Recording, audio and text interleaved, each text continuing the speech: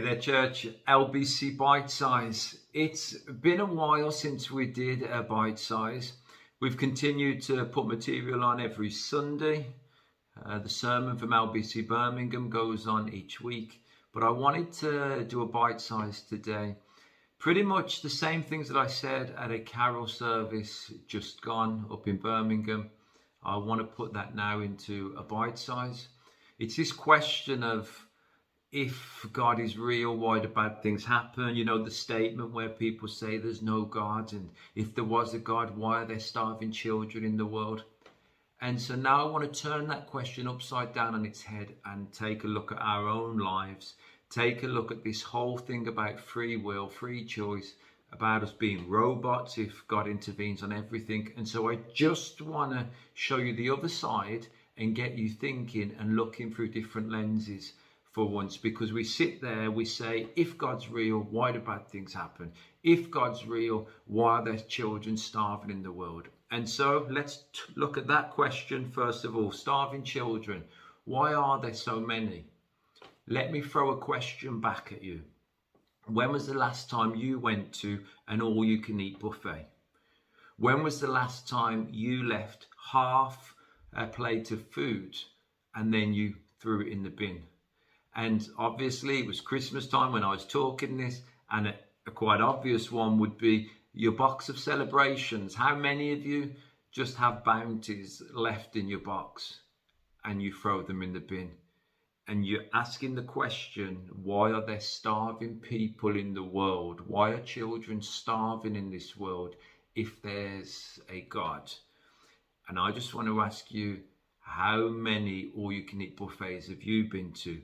How many plates of food have you thrown into the bin? How many bounties have you left in the bottom of your celebrations tin? And then maybe we'll start to see that actually the problem isn't so much with God, but with us as people. There's more than enough food for this world, but people in this world are greedy and they're selfish. And that includes me and you, especially us in the West. We have so much that we just, it's on the tap, it's on our beck and call, if you like, and we just have what we want, when we want, with no consideration of others or thinking about others. But if that still doesn't make you think, and you still come to this place where you say, well, no, I'm not having that. If God's real, why are there starving children in this world? I still want to know the answer. If you're not going to buy that, let me just show you something really quickly, because what you're asking is that God steps in and sorts his problem out. Okay, that's what you're asking. That's what you're saying I want to see take place. So I want to give you some stats just for England and Wales. Okay, just for England and Wales. That is, police recorded 627 murders last year. 627 murders last year. The 365 days in a year, so that's nearly 2 murders a day. So what you need God to do is to step into our day twice a day to stop those murders from taking place. So we need God to step into our day twice a day to stop those murders taking place. Sexual assaults that took place last year, there were 85,000 women, 85,000 women and 12,000 men each year are sexually assaulted. So that is 8,760 hours in a year. So that means 1 every hour. There is a sexual assault that takes place every hour. So what we're asking is that God can step into our world, our day, every hour to stop a sexual assault. Look at violent offences. Violent offences, 1.9 million a year were recorded. There are 5.2 million minutes in a year. 5.2 million minutes in a year. There were 1.9 million violent offences recorded last year in England and Wales. So we need God to get involved every 2.5 minutes. So Every 2.5 minutes, we need God to get involved in our day.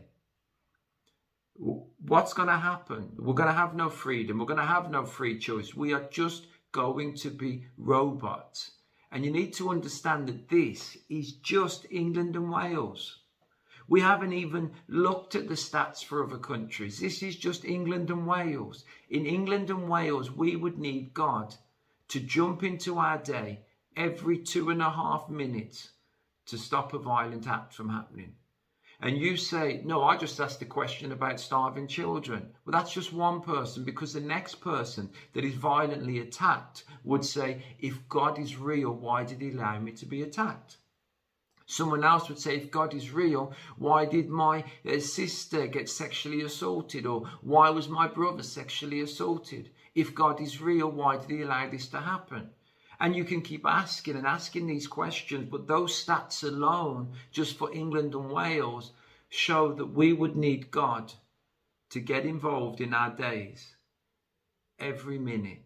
And then, if you want to use the whole world, we'd need him to get involved multiple times over seconds. So now we no longer have free choice, but we're just robots. We're just part of a robotic system.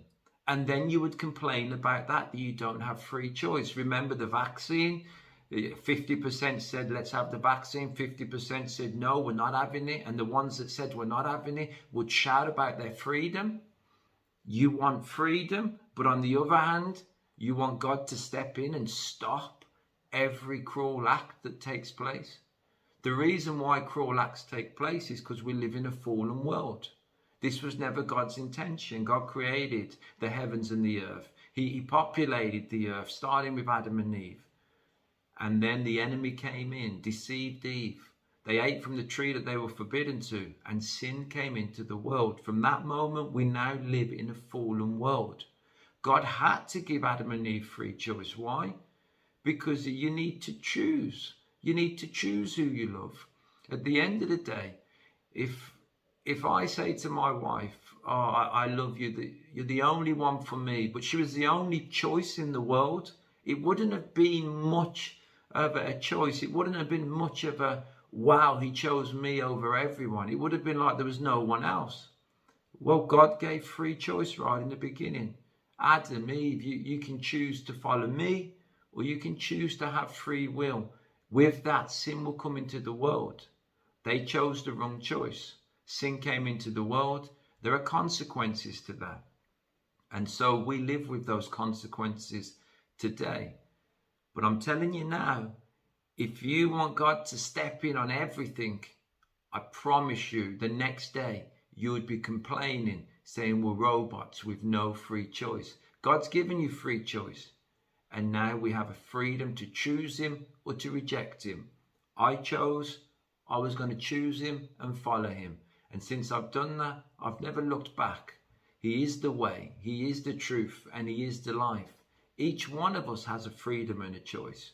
But I don't think that question and that statement of if God's real, then why are there starving children in the world? I don't think it stands up when you start to look at how much God would have to get involved in this world if he was to stop every cruel act and every act of violence, every robbery, every theft, every ill word spoken, every part of bullying, every murder, every attempted murder, every car crash.